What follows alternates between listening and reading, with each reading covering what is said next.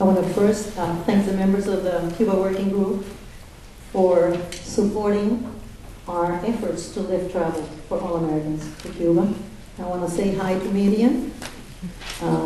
It's a pleasure having you on the other line. I hope to see you in Havana soon. And I want to thank everyone else here that works with us to make this possible. I'm going to go a little further back in a little history here. In January of 1961, before many of you around here were even born, I was sent to this country as an unaccompanied child. My parents, my family was very concerned about what was happening on the ground in Cuba with the new revolutionary government. And they felt it was in my best interest to leave until a time which they thought maybe at the most a year, I would return home. Well, they obviously miscalculated what was happening on the ground in Cuba. And here I am, close to half a century later. It's unbelievable, but it is, speaking as an American of Cuban descent, supporting this travel legislation. The Cuban American community really applauded the lifting of the travel ban for Cuban Americans, which took place about 2 weeks ago. And we are anxiously awaiting President Obama's executive order, which will keep his campaign promise of, and I quote, unlimited travel and remittances by Cuban Americans to the island. I feel confident that something along those lines will happen before April 17th. But we're not here to support travel for some Americans. We're here to support travel for all Americans. We're here to support H.R. 874. My husband, a native Californian and a decorated strategic air command flight surgeon during the Vietnam War, can go to Vietnam tomorrow, a communist country, and yet he cannot go to Cuba. He applauds his right to go to Vietnam, and he demands his right to go to Cuba. Our community, the Cuban American community, has never been a monolithic one. It amazes me the hundreds and hundreds of visits that I have spent here in Washington over the years, how they continue to think that we have been a monolithic group. We have never been a monolithic group, and we never will be a monolithic group.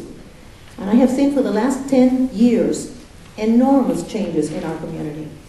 And I think they're due mainly to the arrival of thousands of new immigrants from Cuba who left family behind and understand the importance of travel to see family members, and also to the new generations of Cuban Americans who are coming of age, and they realize that the tired politics of war and isolation need to be replaced with politics of engagement and reconciliation.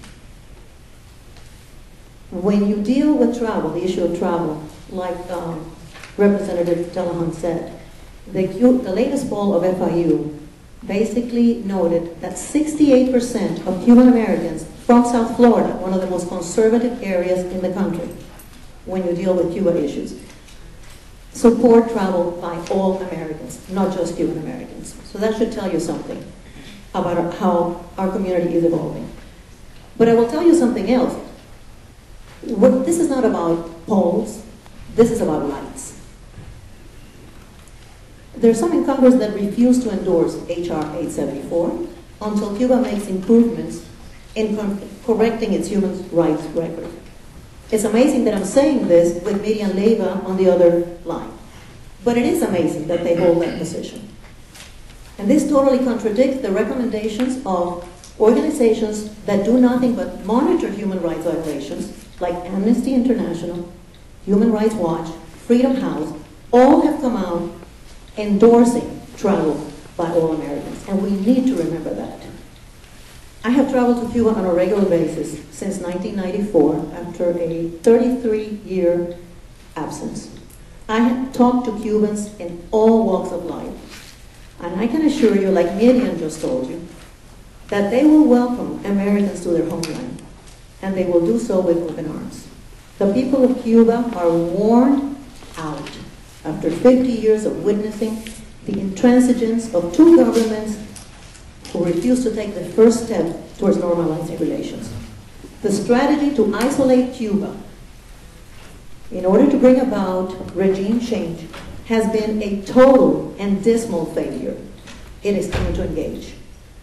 As the 400 plus members of the Emergency Network of Cuban American Scholars and Artists in CASA, of which I am a founding member, and I quote, they said, "There is no better first step than to allow Americans the freedom to travel to Cuba and be ambassadors of goodwill. This step will be loudly applauded by Cubans, Cuban Americans, Americans, Latin Americans, and the international community. The time has come to repudiate Cold War politics and replace them with politics of the 21st century. The time has come to build bridges and tear down walls. The time has come to support HR 874. Thank you.